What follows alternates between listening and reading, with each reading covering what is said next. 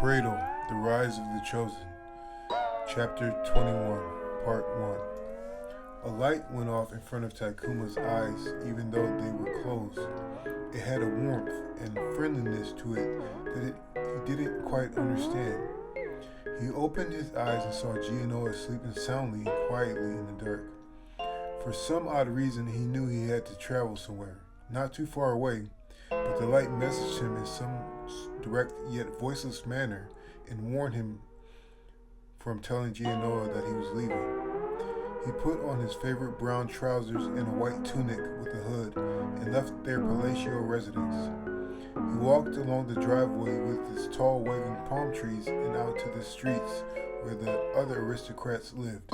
And he cut through the middle-class apartment blocks with their brick buildings and scattered beach parks and made it to the forest up north and stopped for a snack and a drink and just to determine what the heck this was all about.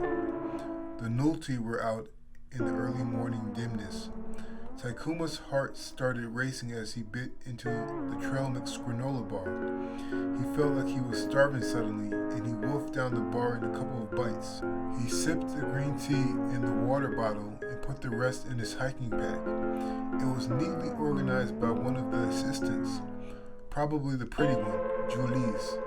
He stood up and waited for the light that awoke him to come back and show him the way. And after 5 minutes, he simply started following the present path, and he stayed on it, making progress for about 40 minutes, and then stopped once more at the relatively empty forest, knowing what he was after was not here, and maybe not on this path. He considered speaking out loud to summon the light this time, but something in his heart urged him to remain quiet.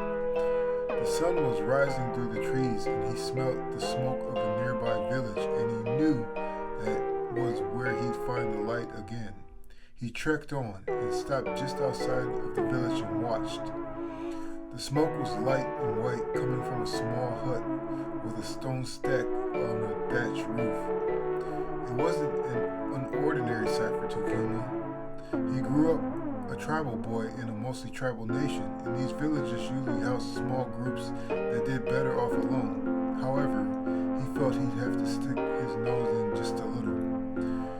He walked on the lighter brown village path and made it to a village square of sorts with a small windmill made to grind herbs and other dried vegetables. There was a clutch of white flowers and a smattering of pungent mulch, and the surrounding huts were dim, and the appearance was even somehow quiet. He decided to walk over to the neat brown one closest to the central windmill and open the door to see small children sleeping on the floor. There was about 7 of them in this hut and no adults, which wasn't too unusual, especially for bigger families. He shut the door softly and crossed the windmill again and went to the opposing hut, and there were about 5 small children sleeping, with one playing with their sandy brown hair while they lied down on their small pallet. There weren't any adults in that hut either, and that was beginning to give Takuma an odd feeling. For some unknown nudge, he felt he shouldn't be spotted by the kids in the huts in the vicinity, so he walked deeper into the small village and sat behind a smaller tan-colored hut and thought about his next move, hoping the light would appear again.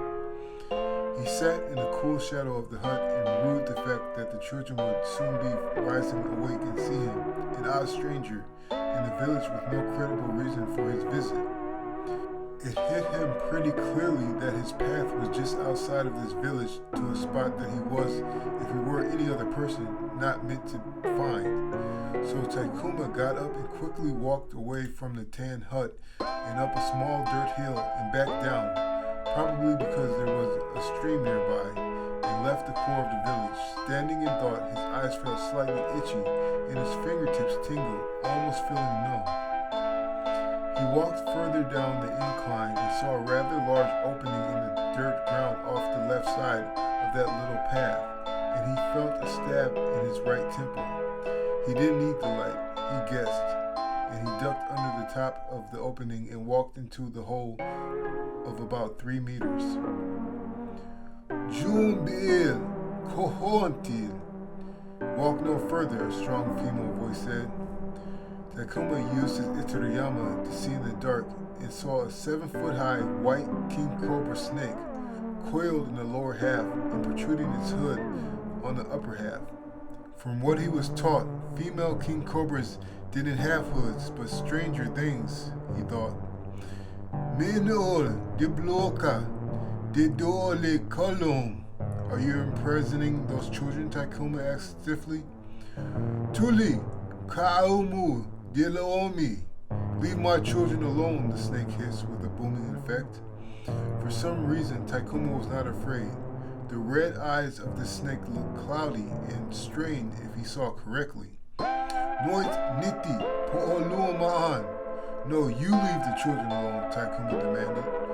The huge snake stiffened and straightened its spine even further, and Takuma was calculating what he could possibly do without conventional weapons.